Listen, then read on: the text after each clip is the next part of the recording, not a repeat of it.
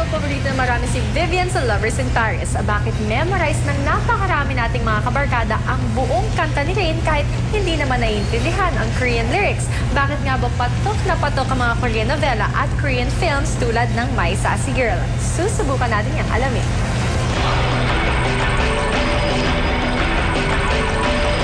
When Vivian first appeared on primetime TV, she instantly gained the hearts of Filipino audiences. Lovers in Paris was an instant hit. Nagsimula talaga yung craze for Korean novela nung nagsimula ang Meteor Garden. Pero Asian novela ang Meteor Garden dito sa Pilipinas. So, produced siya ng Taiwan.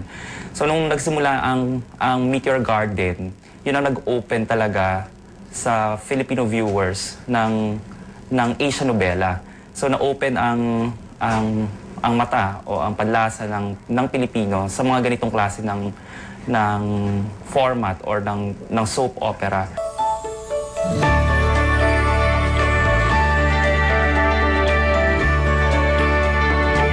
I had a very strong feeling because from the screeners that I've watched or from the series that we've watched, nagustuhan ko, nagustuhan ng program committee, and the very first Korean series that we aired, which was on non-prime time, it was on weekends yun pumatok siya.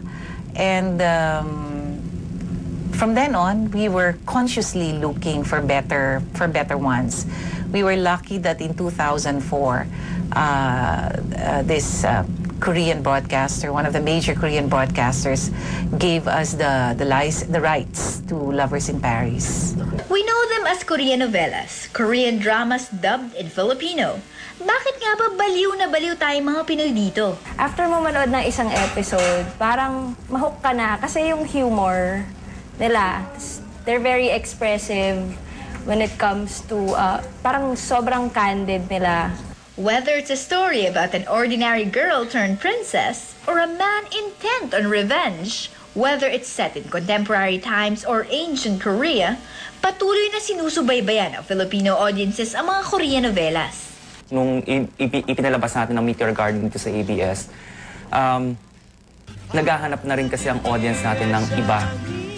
Kasi nasaturate na ang audience natin sa mga telenovelas ng Mexico. At that point, medyo familiar din naman tayo dahil sa dami ng mga Chino at mga Chinese dito sa Pilipinas. So hindi rin ganun kalaki yung barrier na tinatawid ng Filipino audience. So madali siyang natanggap.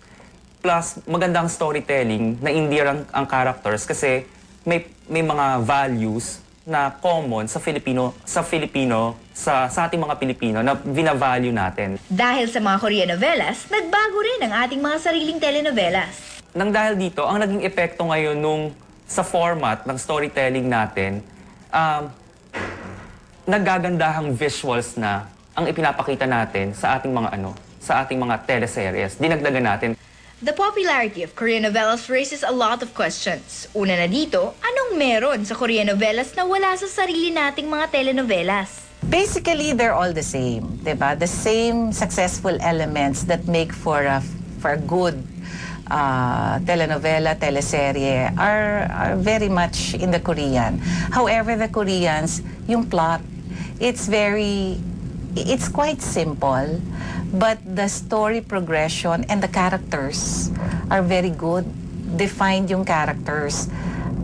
At hindi multi-character. Hindi isang barangay, you know. Number two, I'd say they're more a progressive country than us. We're a developing country. So the production values, they shoot on location and the budget is like, wow, 10 times over our budget. For one episode, they spend about $200,000. That's about 10 million pesos per hour. But the more significant question is, mas gusto nga ba ng mga Pinoy ang Korean novela kesa sa sarili nating brand ng teleserye?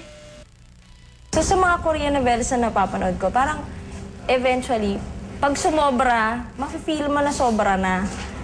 So, medyo magle-lessen siya. Plus the fact na andyan sila sa paligid mo, parang they're everywhere, parang, feeling ko nasa Korea na ako, parang umaabot na rin sa point na medyo nagda-downside na rin ng konti. Kasi parang paulit-ulit na siya. Darating ang panahon, puro Korean novelas, hindi mangyayari yon. Kasi una, iba pa rin kasi ang pagtingin ng audience natin sa sariling atin. Mas nakaka-relate pa rin ang mga Pilipino sa kapwa nila Pilipino. At pangalawa, culturally speaking, kasi pag nanonood sila ng Korean novelas, kahit na may mga illogical minsan sa story, tinatanggap ng audience ng Pilipino eh. Pero bakit pagka yung mga question nila sa logic na panood nila sa teleseries natin, grabe yung reaction nila. Kino-question talaga nila na hindi naman ganyan eh, hindi naman nangyayari yan eh. Pero pagka mga Korean novelas, mga Mexican telenovelas, parang tinatanggap lang nila. Kasi may leeway sila na patawarin yung mga yun. Kasi pwede lang sabihin, hindi naman kami ang gumawa niyan. Pero iba pa rin talaga yung may affiliation sila sa mga characters, kilala nila ang artistang gumaganap.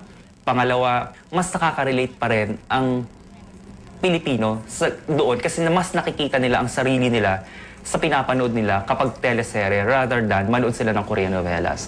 Some may say na mas maganda ang mga Korean novelas, while others maintain na the best pa rin ang gawang Pinoy. In the end, hindi naman pagalingan ang punto.